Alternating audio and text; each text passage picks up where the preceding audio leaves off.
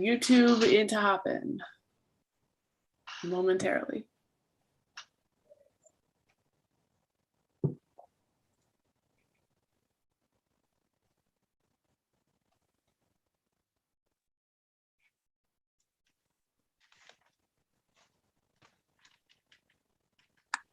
YouTube into Hopin momentarily.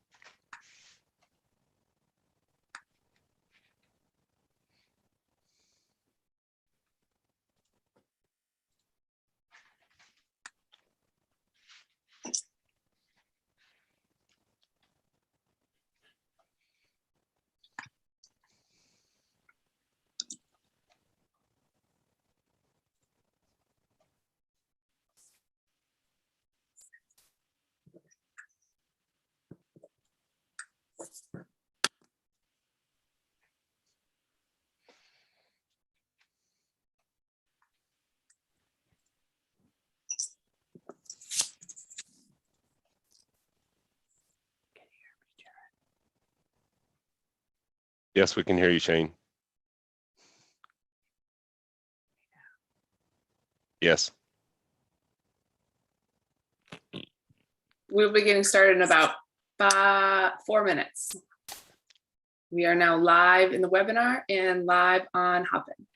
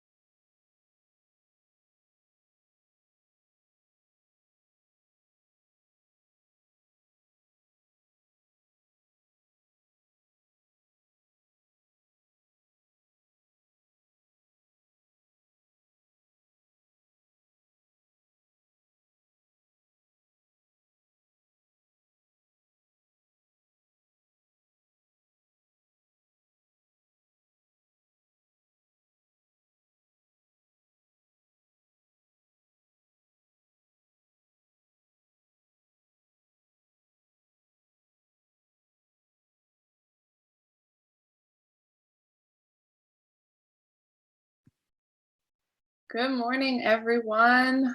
We are going to go ahead and get our final day of the conference started. And we have, sponsored by Rio Grande, here today on the main stage, Shane Hindren and Scott Bradford, who will be Shane's moderator for the What Do You Really Need for Engraving demonstration.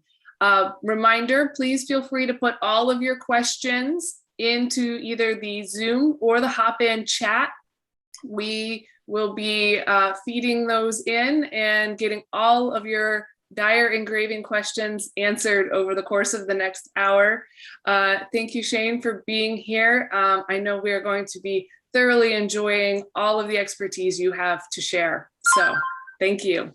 Take it away. Well, thank you for that great introduction. I'm happy to be here. And thank you for Scott moderating for me. Many of you are familiar with Scott if you've been following the SNAG presentations. He's been on every one of ours so far. So he's well acquainted with all this. So today, what we're going to be doing is, first of all, I'm Shane Hindren from Rio Grande's tech team.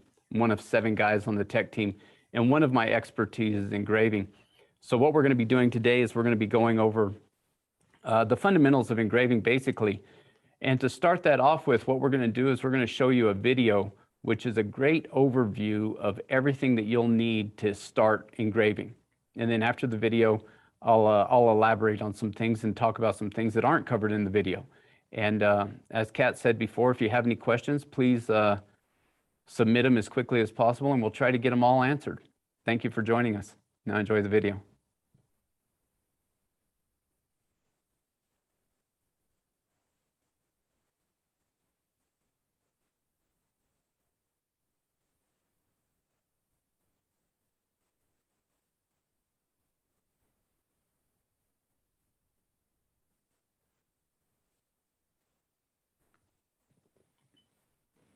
Engraving is an ancient art form that essentially is scratching designs into metal with something sharp. But today we have modern tools that enable us to capture our creative vision in metal. Doing this by non-mechanical means is referred to as hand push engraving. Hand push means you're just using your own force. With the right tools, it's actually not that difficult to get really good cuts. So let's talk about graver shapes and the cuts they make. We have flat gravers for making bright cuts, onglettes for cutting seats for some stone setting. Liners are for shading, as are knife edge. Rounds are good for removing background material. And all of the different angles, 90s, 105s, and 120s, which are very good general purpose gravers and can be used for many of the aforementioned tasks. While I think all of these are pretty essential, if you only want one to start, my recommendation is to get the 120-degree graver. Next, you'll want a good handle for your graver, something that you can hold on to for long periods of time, safely and comfortably. You can pick from hardwood or plastic, and there are also many different shapes, including round, mushroom, and egg shape, depending on your preference. The way you mount the graver also varies depending on the handle. Some are permanently inserted, others have a quick change, chuck, or use thermoplastic. But my personal favorite is the GRS quick change handle. This one comes with multiple graver holders, which enables me to quickly move from hand push to power assist and continue to use my favorite graver. Your first big ticket item that you'll need for engraving is going to be an engraving ball, especially if you're going to do hand push engraving. The pushing actually comes from the ball, not your hand. While you're holding your graver and controlling the angles, your offhand is on the ball, pushing the metal into the cutting face of the graver. This is made easier with a heavy ball, such as the GRS standard engraving block, which is 22 pounds. The block can be used for so many other tasks besides just engraving, so I think it's definitely worth it. Now we need to talk about sharpening. When you're first starting out, you're more likely to break off your points, which can be frustrating and time-consuming. One of the fastest and most economical ways to resharpen your gravers is with a diamond sharpening stone in a Lindsay template. The last thing I'd recommend for beginning setups is some education. For an excellent class, check out Jason Marchiafava's Art of Ornamental Engraving. If you're truly interested in engraving, I'd recommend getting this class before any tools. He covers everything from A to Z, and after watching, you'll have a very good idea if you want to attempt hand push engraving. The absolutely best thing about this video is you can rewind it. Even if you're just getting started, if you have the means, I encourage you to go with Power Assist. Power Assist is going to enable you to make cuts much easier than hand push. Hand push requires much more physical force to make the cuts in the metal. There are many different types of Power Assist systems on the market today. Let me share some of my favorites with you. The Lindsay Art Graver is a beautiful hand-engraved piece itself, handmade by Steve Lindsay, which will be an inspiration every time you pick it up. It's also so easy to get started with. Just plug it into your compressor and start engraving. It's a pretty amazing piece of equipment with great ergonomics. The GRS is what I started with, and it will serve you forever if you take care of it.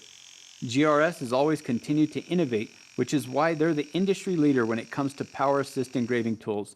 They also allow you to pick from multiple handles to fit the type of engraving that you want to do. We also sell the Glardon Velour machine. It works similar to the other two, but it has an extreme amount of adjustability. You can get it down to one stroke at a time, which can be really useful for maintaining control, especially for beginners and stone setters.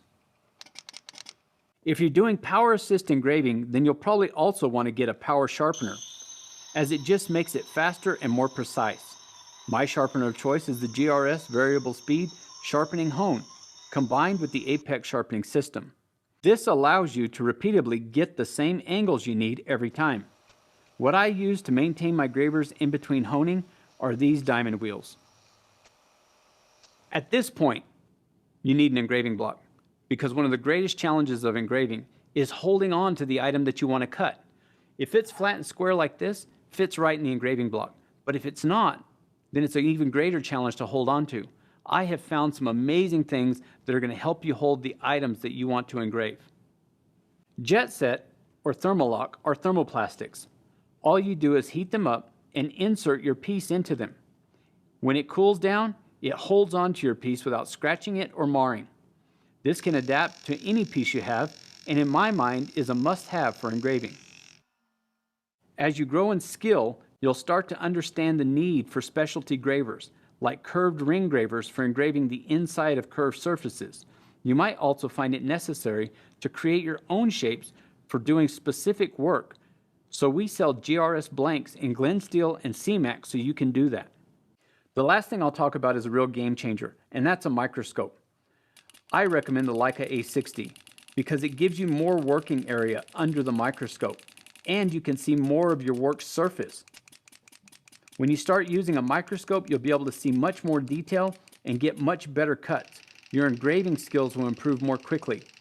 I don't think I could work without one at this point.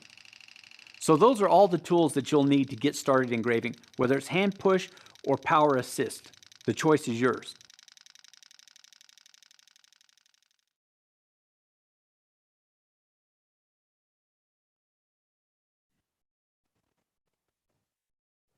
Well, I hope you all enjoyed that video. Any questions on the video so far? None?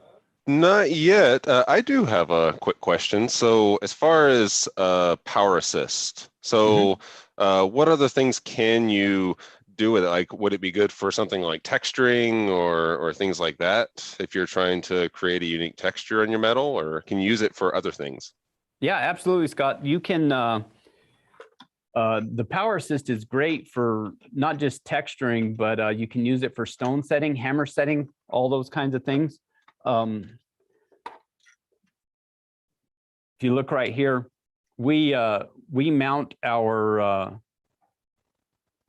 tools in the tool holders that GRS makes, and that makes it easier for us to use multiple tools to in the power assist, whether it's for texturing or just giving you that extra strength to push prongs or that kind of thing, or to make a ball on top. So yeah, the power assist it's more than just engraving. It's an additional power source that gives you a hammer type action. But what I wanted to add to that wasn't really covered in the video, first of all, is one of the fundamental keys to engraving is sharp engravers. If you don't have a sharp engraver, you're fighting an uphill battle when it comes to engraving. I know that there's at least one person out there right now that's wondering, could I sharpen a screwdriver and engrave? Well, yeah, you can.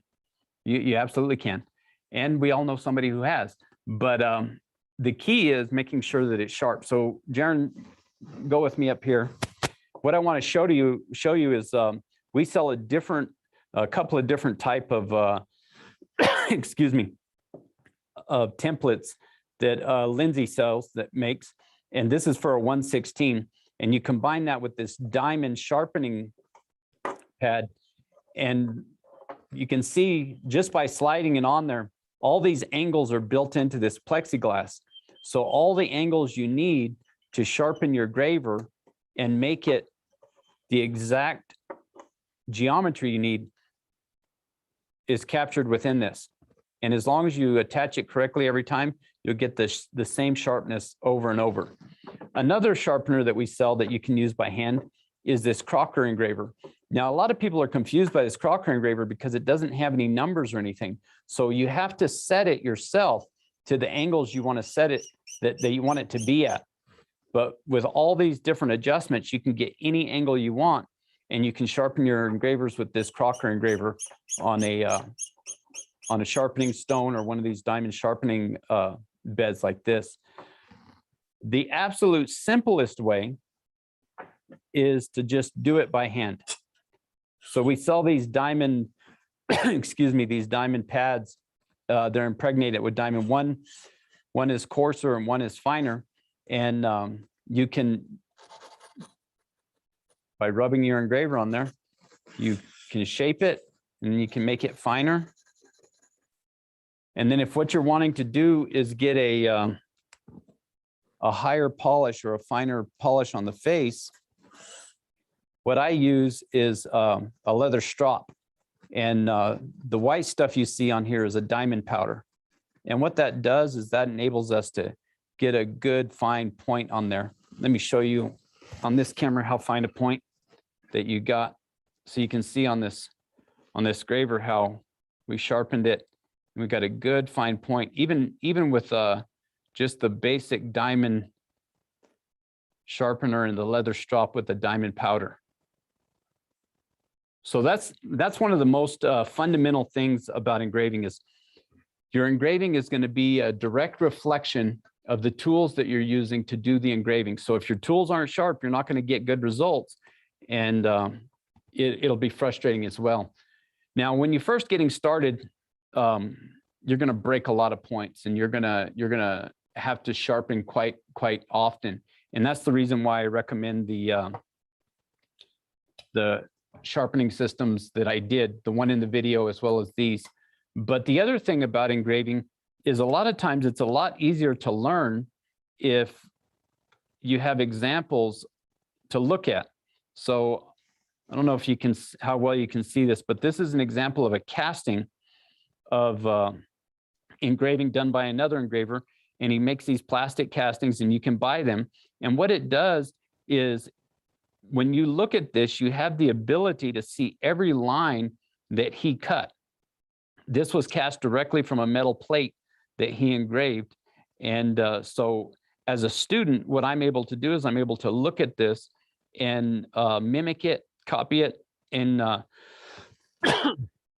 excuse me, and get an exact idea of what I should be trying to accomplish in my engraving. Here's another example. This one is actually from the side of a tattoo machine. And this guy's just made a casting of the side of the tattoo machine. And you can see how he did his layout, as well as the two different engraving styles that he utilized. So one of the keys to becoming a better engraver is practice, and a little more practice. And in the beginning, one of the greatest challenges of engraving is repeating patterns. A lot of us have a difficult time creating scrolls in the beginning, and by buying practice plates like this from other engravers, we can copy them. And the easiest way to copy those, I like to use this transfer wax that Sam Alfano sells. We sell it, but this is his transfer wax.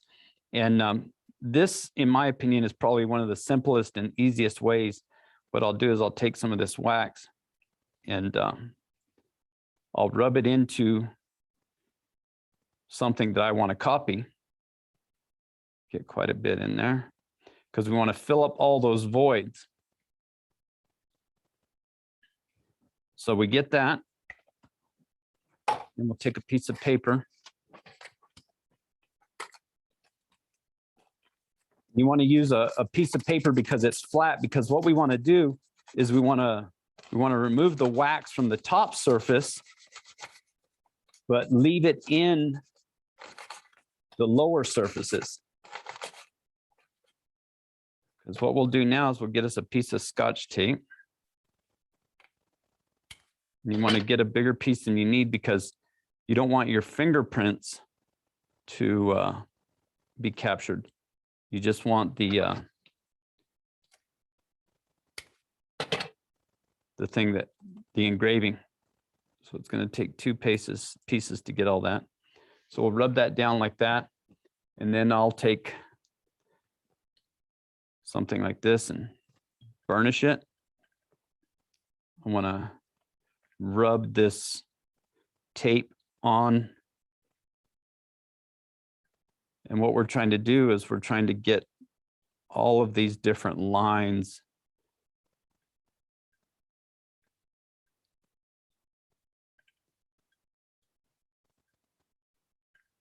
Now, the good thing about this kind of transfer is it's not a mirror transfer, so it's not going to be a reflection. It's going to be an exact transfer. And this kind of transferring comes in really handy when you are making multiples. So let me take this plate out, and this is the plate that I'm going to transfer to. And I use a very fine sandpaper. You want to make sure that the surface that you're going to be transferring to has a little bit of tooth. Actually works better. So just sand that, make sure it's good and flat. And then I'm going to remove the tape. I don't know if you can see the pattern there a little bit.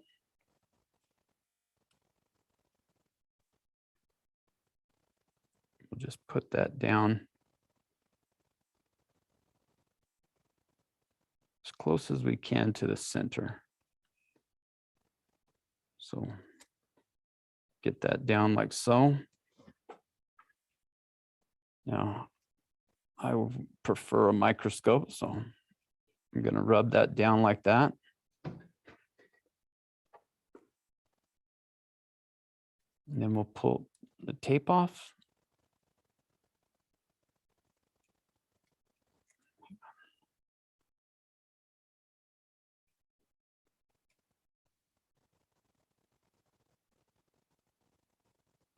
It's kind of hard to see, but what we'll do is we'll come back with our scribe. And you can, so all those areas that were cut out before are now captured. So I can come in with my scribe and I can make some more permanent lines here.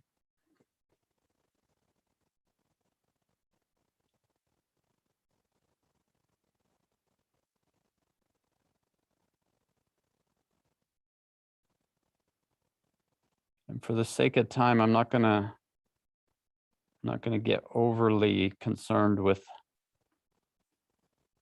all the minute details. I'm just going to get this one little flower in here right away. So I've got the outline now. And now with my Lindsay engraver,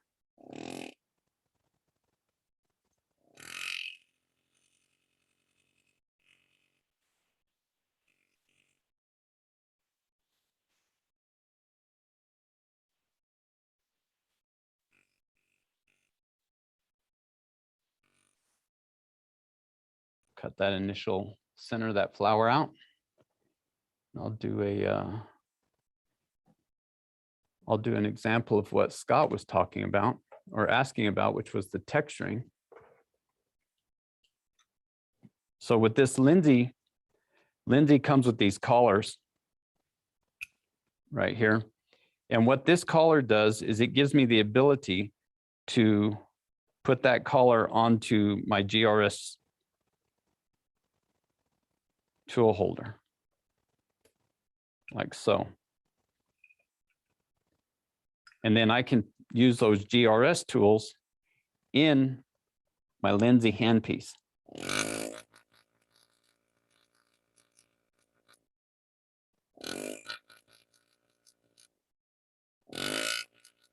And that point right there, I'm able to texture the center of that flower, just like that. So that gives you an idea of how with the Lindsay, for example, with the tool holders, you can use not just Lindsay tools, but you can use your GRS tools as well. But what I want to do is I want to show you this. This is a 120. And the 120 is, and when it refers to 120, what we're referring to is the angle of the graver here and here. That's 120 degrees. And most of my gravers, I have either a 45 or a 40 degree face on them. And then depending on the type of engraver, sometimes I will use a 15 degree heel. And when I refer to the heel is this bottom part right at the bottom of the graver, and we'll put a little bit of an angle on it. And what that does is, if you'll watch how I do this, when I introduce the graver to the metal, it allows me to roll it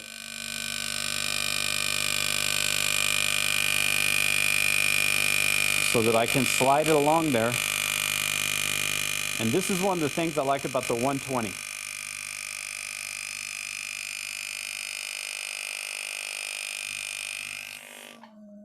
So I can start narrow and I can get wide with this 120 engraver.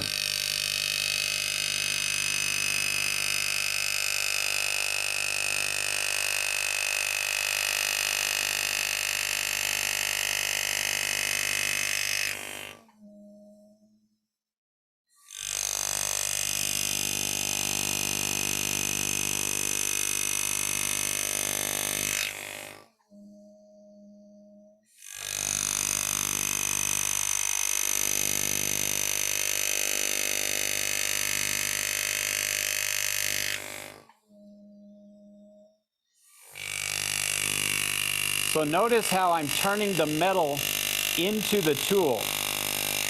I move the graver itself very little. I'm introducing the metal into the tool. And that's one of the reasons why I recommend getting a graver's ball, because it gives you that control to get that metal into the tool.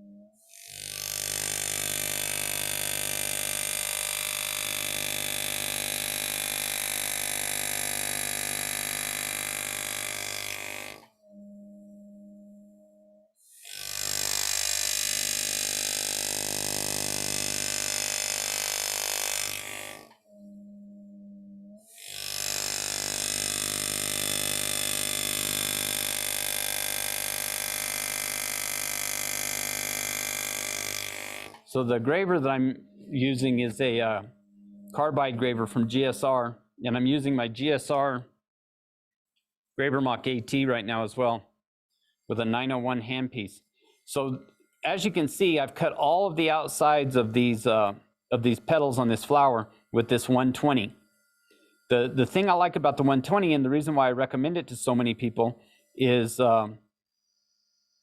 by lightening my hand and just using the tip, I can use this exact same graver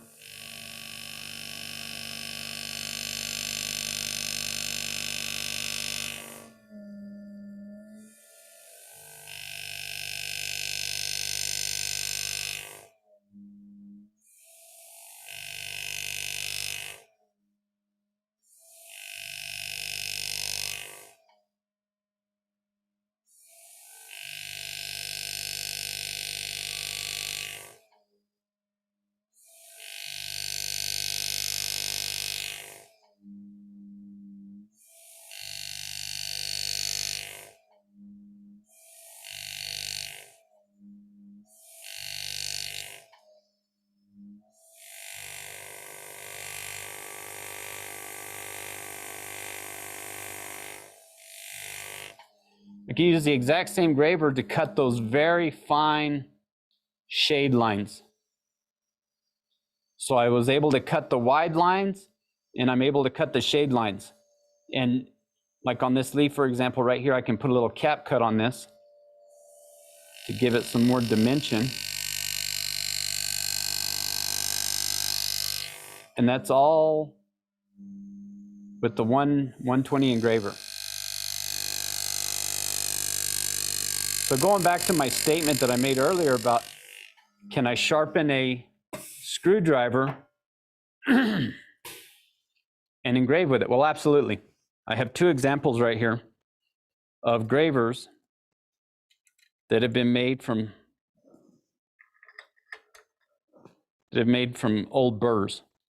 So both of these in a previous life were burrs that we use for removing material with our rotary tools. This one right here, I've removed quite a bit of material, and on the tip, I have a 120-degree face on it. And I use this for very fine shading. This one, you can see the original angle and everything. This was a ball burr, and the ball has been broken off, and it's been turned into a flat engraver. And this is also a good example. You can see the heel on the bottom. So when you introduce it, the heel is what helps you to rock that graver and move it through the material more easily. In fact, I'll show you.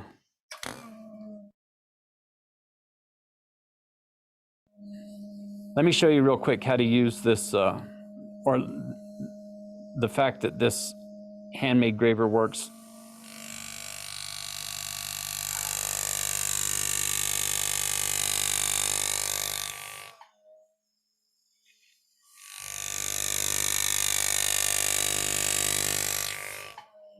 So you see those same cap cuts that I did with the 120, I was able to do with this graver made from burrs. But I understand there's some questions, so let's hear them, Scott. All right, so first one is Patricia is asking, can you address how to determine the length of the graver and shaping? So I think what she's referring to is old school engravers are typically long, and here's a good example of an older graver. And so what we would do traditionally in the past is we would break it. We would break the graver off depending on our hand. So this graver I didn't make, and this graver for me is too big. I would want it shorter. So what I like, especially for hand push, and there's different kinds of handles for hand pushing, but I would want something a little bit shorter like this, because this gives me more control when I'm introducing the graver to the metal. So what I would do in this case is I would break that graver off, and then I would use my rotary tool to grind this away. You can see this one's just been ground flat. This one has more of a curve. I would grind this away the way this one has been done, and then put the angle for my face on there with a rotary tool or a grinding machine. The reason why I want this angle here is because there's less face here, which makes it faster to sharpen. And when you're getting started, you're going to break your tips a lot. You're going to be sharpening a lot. So if you have that smaller area, it'll sharpen up faster. And then most of the GRS is really good because GRS, they make gravers like these high-speed steel gravers that are already shaped. They're already shaped. They're already to length, and they already have the angles and everything on them. You can fine tune those if you want, but we mount those in these tool holders, the GRS tool holders, and what they have found is they found a happy medium, if you will, a length of graver that seems to fit the majority of people. And you can see that this is pretty close to what I would use. But the other thing GRS sells is they sell a package of these plastic handles that work with the tool holders, and the handles themselves are different lengths. So rather than breaking the graver off, you choose a different handle, and that will shorten the graver up and give you much more control. I hope that answers your question, Patricia. Okay, so next one is from Norsola Johnson. She says, I have a GRS microblock. Is that too light for engraving? Any tips for solidifying it? So what she's talking about is, let me see how I can do this real quick.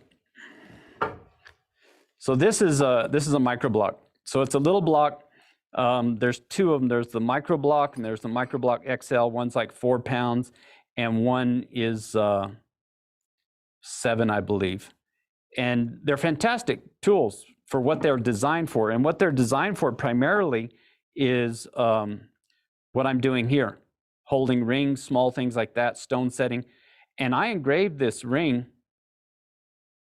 on this microblock. So you can see the stone setting that I did and the fine engraving that I did on this block.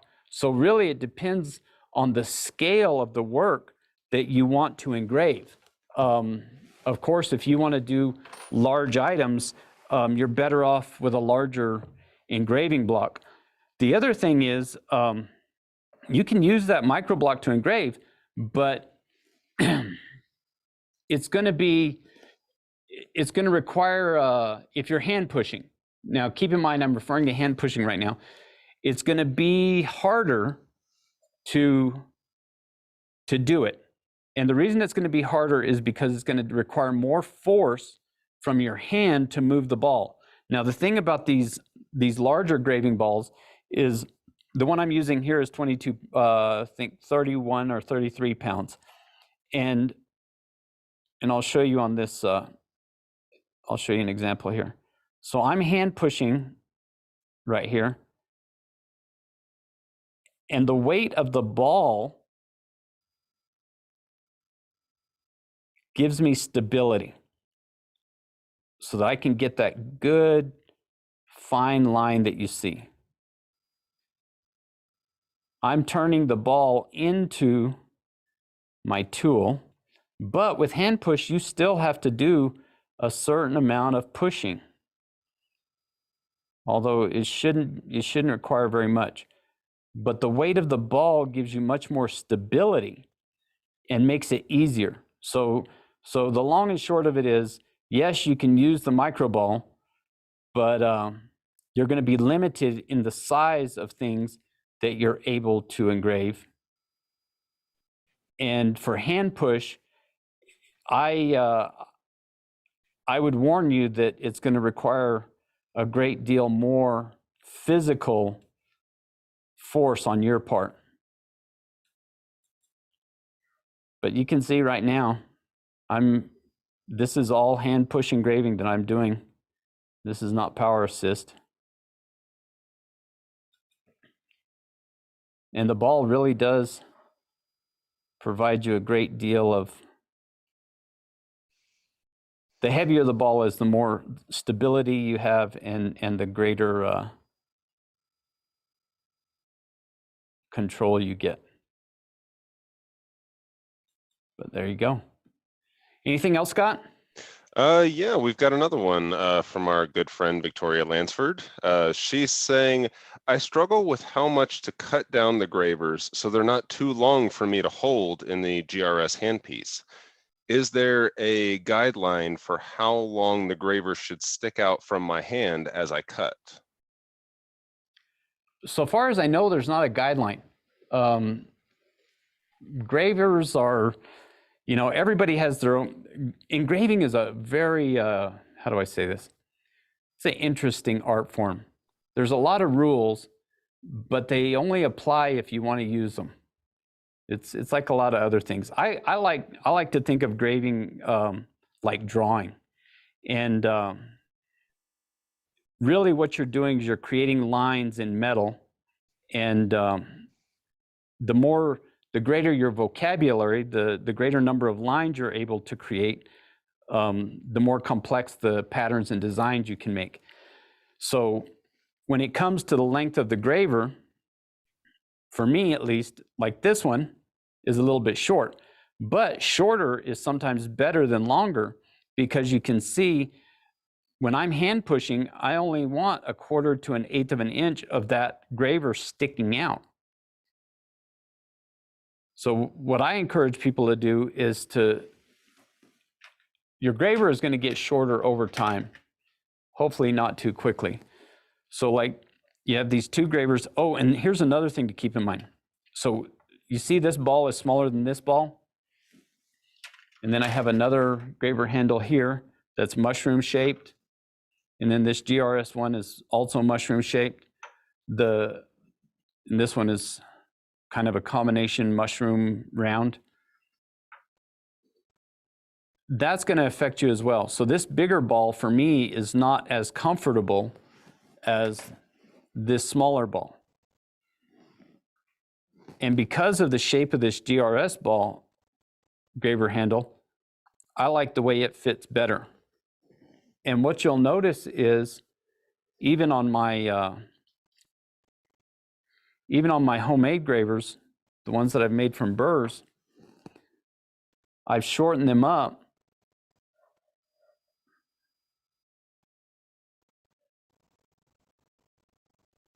so that I have maximum control. So I'm limited by the length that a burr is, first of all.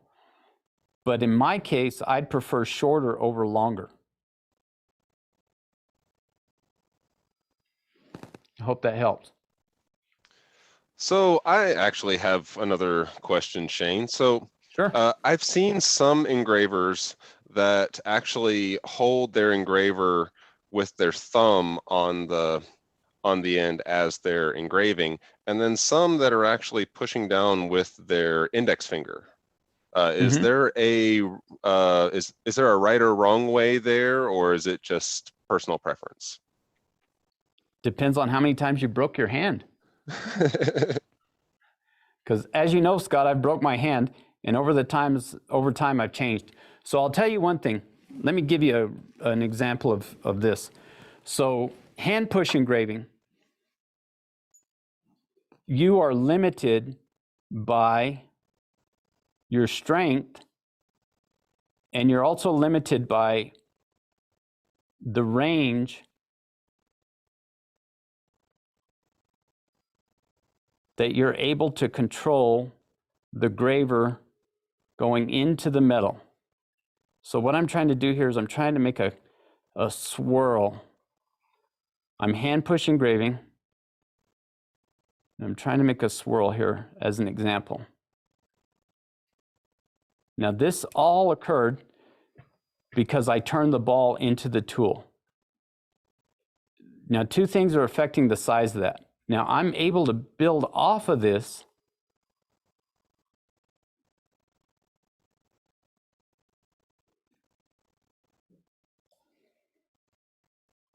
as I go here.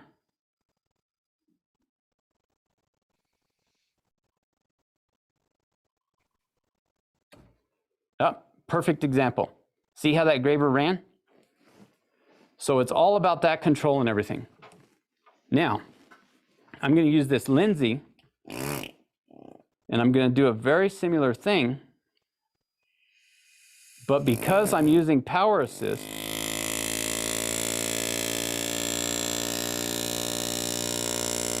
I can get a deeper cut.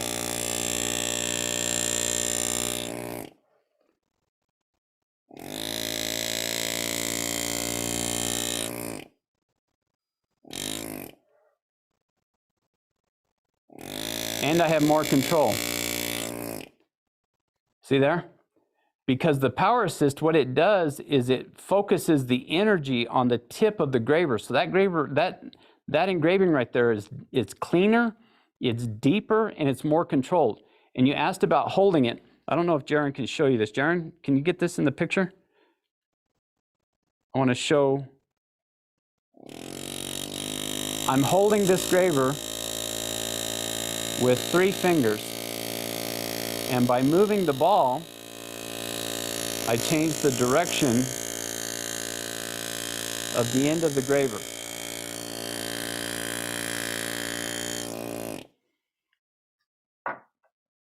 You can do the same thing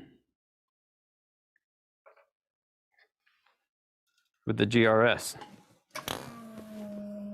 So when you ask how do I hold it,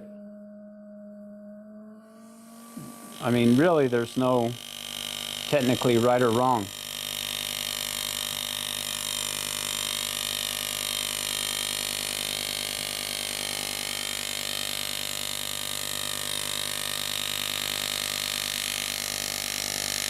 Because I'm only holding this graver with 3 fingers again, just like that. So what the power assist does is it takes away that necessity, I guess you would say, to hold a graver a certain way. The way I was taught to hold a graver was with my thumb on the plate, the ball in the palm, and my pointer finger on the side, and then, can you see this, Jaron? Introduce the graver to the metal, and then you use the ball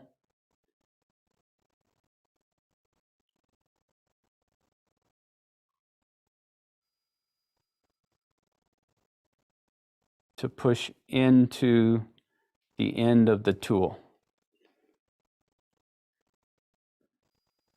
Make sense, Scott? Absolutely. But that's the thing about power assist, and that's why I tell people, hand engraving is a wonderful thing, and I encourage you to learn hand engraving techniques, because hand engraving techniques are the foundation of all of jewelry type engraving for the most part. And those techniques will give you great fundamentals as far as what you can do with your tools. But the thing about power assist is you can do things with power assist that you can't do hand push. And I'm going to give you an example of that right now.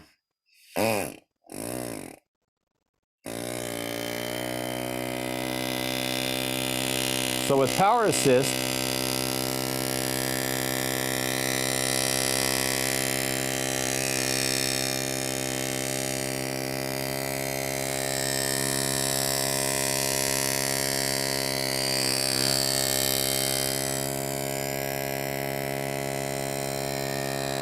and I'm using 2 fingers to turn my ball right now.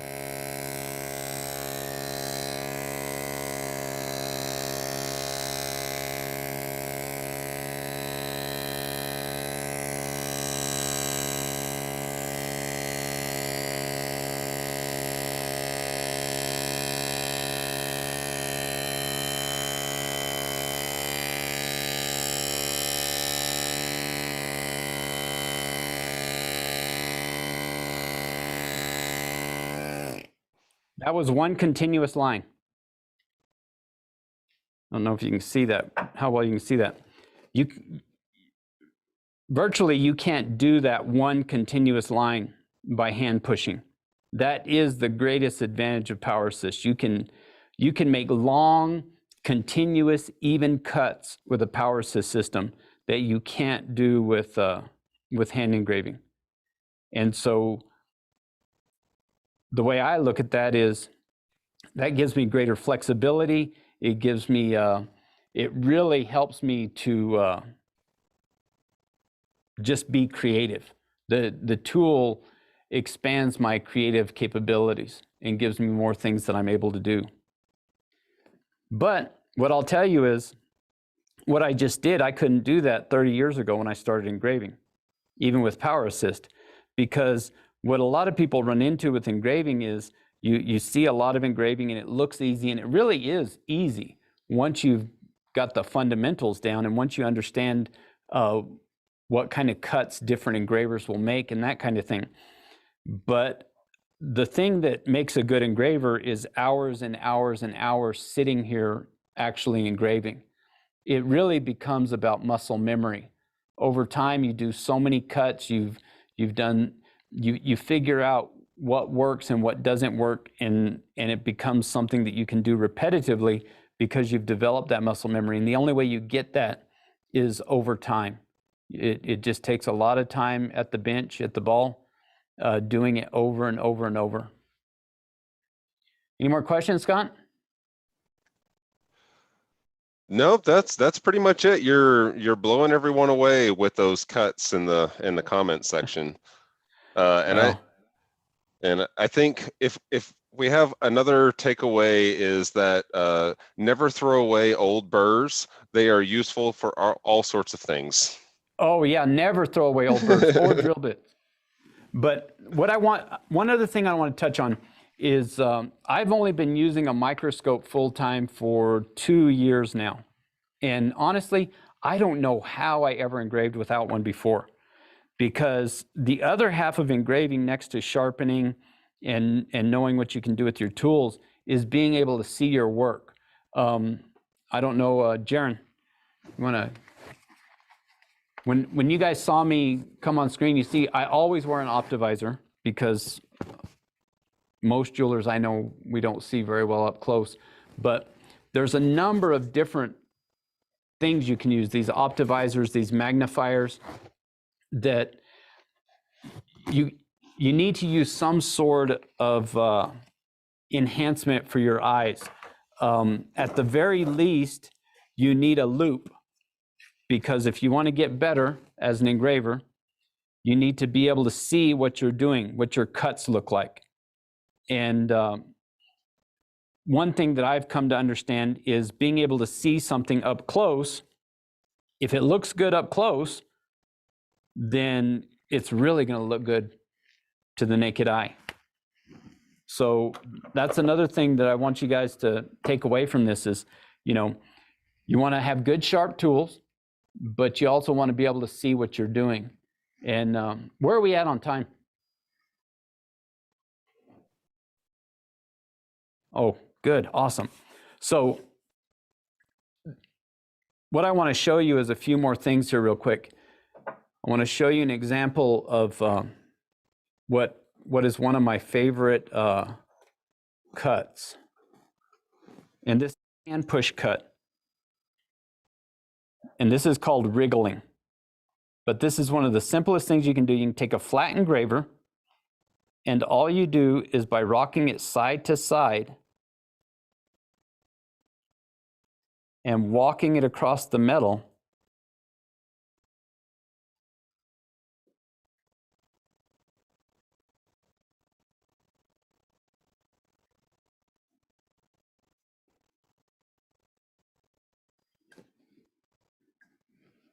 you get a cool pattern like that. So another thing that you can do hand pushing that's very easy, and I'm using this flat engraver again, is it's called a wheat stalk pattern.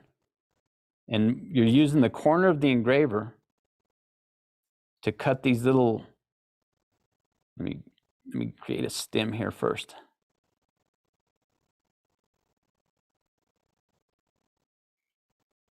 So you're using the corner of the engraver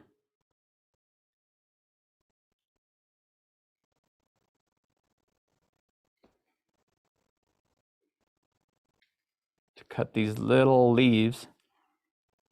And I don't know if Jaron can capture this or not, but it looks like a head of wheat. So there's a lot of things. Now, if you watch the Jason Marchiafava video, what you're gonna realize in that is hand push engraving is limited by the tool. So a lot of the cuts you see are very short. You're not able to make very long cuts, and because of that, you're limited in what you can do. But by building on those cuts, you can create a whole pattern and do all kinds of stuff. What I want to show you here real quick, we sell these different, this is a carbide engraver. Where did it go? I had a Glen steel here somewhere. You never can find the thing you're looking for when you need it. There it is. So we sell these Glen steel blanks. And I want to go back while I have the opportunity and talk about the angles. So this is a 120 right here, and that 120 is denoted by the angles on the face right here. So that's 120 degrees. This graver right here is, I believe, 75, because that's the angle of it. This part right here is referred to the face, and then these pieces on the bottom right here, that's your heel. The heel is what goes in there. So with these types of engravers, with these 120s, what you're able to do is you're able to do line type engraving because you can just use the point. But like on this 120, you can do bright cuts and wider cuts by using the side of the engraver. So if you're just getting started, the 120 is always the engraver that I recommend to people first, because, and we'll just show you with this one real quick. Well, actually, I already showed you with that other one. That's what I used on these flowers. Gives you the most flexibility. But any more questions, Scott? No, that looks like it. You're actually, we did have one that just popped in. Is there a gauge that works best for engraving? What I'm guessing is they're wanting to know what thickness of metal, which Correct. brings up a good point. I'm glad they asked that question. So what I recommend for practice plates is 20 gauge. And if you're going to do hand push engraving, I recommend you use 20 gauge copper. Copper is inexpensive, and it's the closest to silver, to sterling, that you're going to get. It's going to cut the closest to silver. But I have these practice plates that I've done. These are 16 gauge brass. The reason why I'm using 16 gauge is this is relief engraving. So what I've done is I've carved away the background on that. So I want a thicker piece of metal. So depending on the type of engraving that you're doing, here's a practice plate that is steel. These are all borders.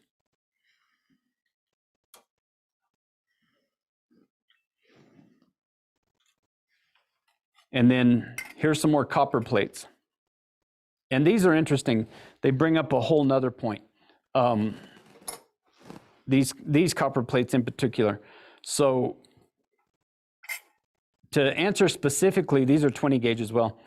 I would use a minimum of 20 gauge copper for a practice plate. What you're able to engrave is dependent on how deep you plan on cutting. If you're going to make deep cuts, you're going to need a thicker piece of metal. If you're going to, if it's going to be a high wear item like a ring or a bracelet or something like that, you definitely want it to be thicker. Earrings, you can get away with thinner metal, but you can't make as deep a cuts into the metal. Otherwise, you risk breaking through. But these practice plates right here I've had for, 12, 15 years.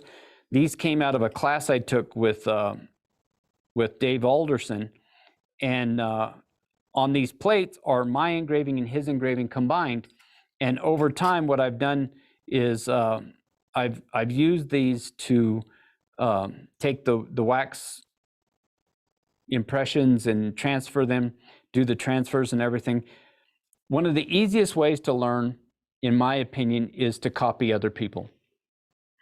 Now, I don't have an issue with copying so long as it's in the practice process.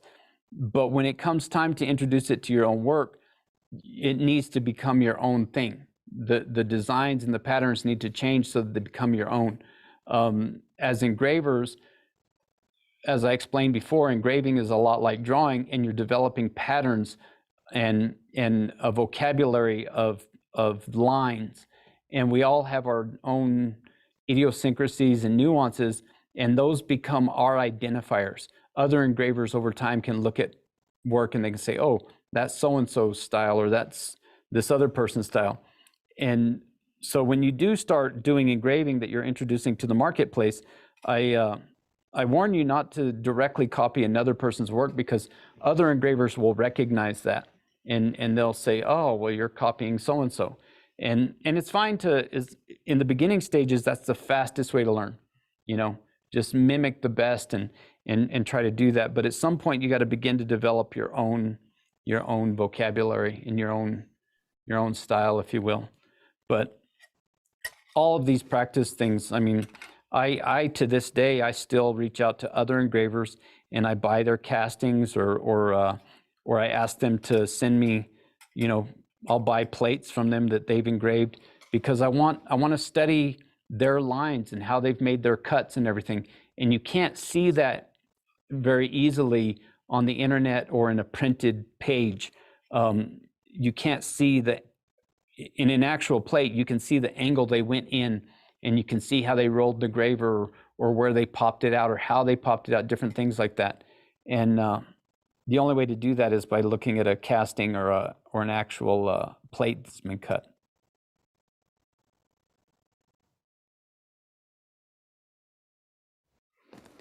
If you don't have any more questions, Scott. We got one more, actually. Uh-huh. We had a quick question about, how do you warm up? For engraving?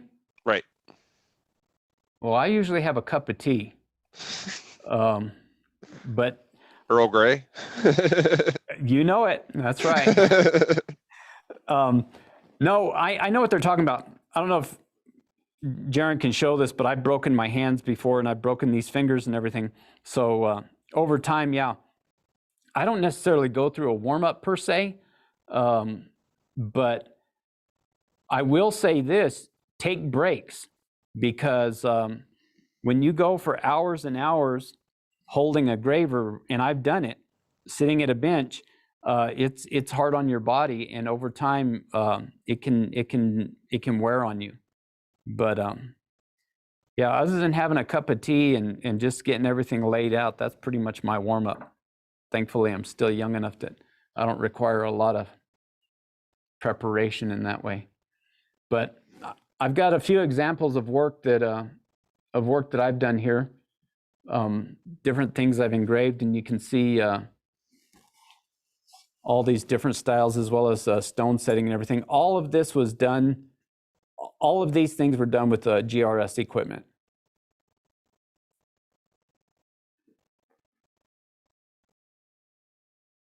But you can see how fine the detail is, and how it can be incorporated into jewelry. And the other thing is, like, I don't know if you guys got that, but that's a casting from a tattoo machine. So that was he's a engraver, but he's also a tattoo artist, and he made me a casting of the tattoo machine that he was using, and I think that's pretty cool. So if it's metal, you can engrave it, you can adorn it.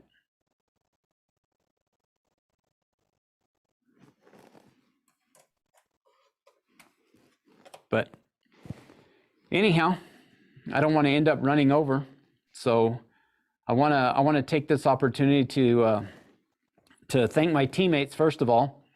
There's 7 of us here at the Rio Grande on the Rio Grande Tech team, and we're here to help you. If you have any questions of any kind, all of us would like to help you any way we can. I want to thank SNAG for giving us all this opportunity to provide these presentations and hopefully spark some ideas that will help take things to a whole new level. I mean, I want to reiterate one more time, there's a lot of rules in engraving, and the only ones that apply are the ones that you accept.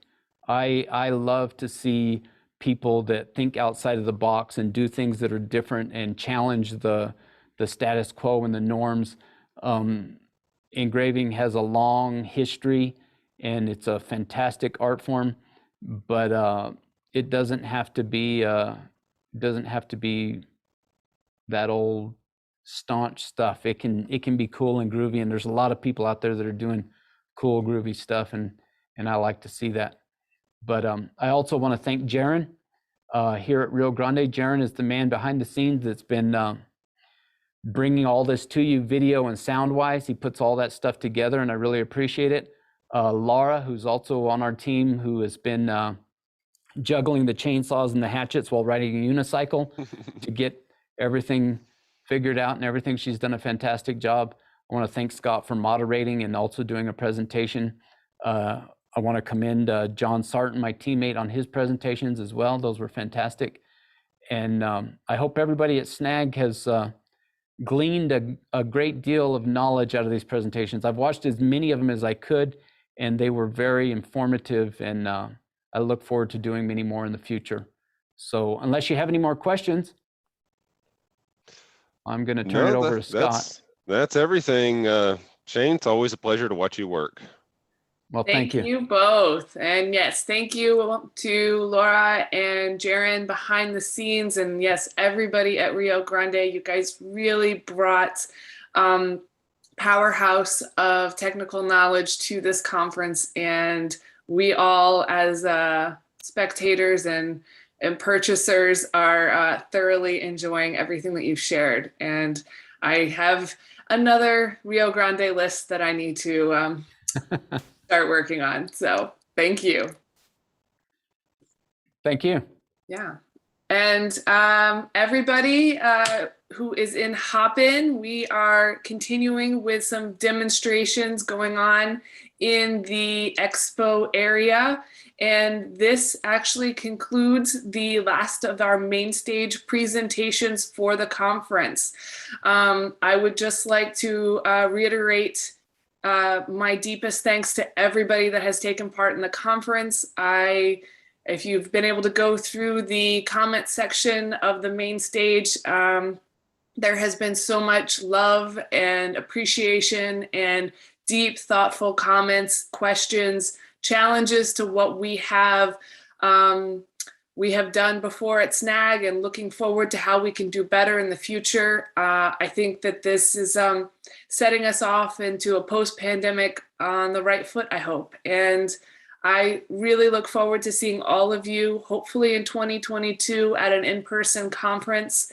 And if you are in the Zoom webinar, we invite you to head on over to Hopin to check out some more demonstrations from Columbia Gemstones and Pepe Tools. They are in their vendor booths working away and doing all kinds of great stuff, as well as there are a number of promo codes offered by the vendors in their vendor booths. So if you have a Rio Grande list of purchasing as long as I do now, please check them out, and we will be seeing you next time. And again, thank you for all of the support, Rio. All of our sponsors, our vendors, all of the educational booths are still live. You can get in there and check out a lot of the institution and art centers that are offering various types of workshops. And that's it. My name is Kat Cole. I am so glad to have been able to be a part of this, and see you next time.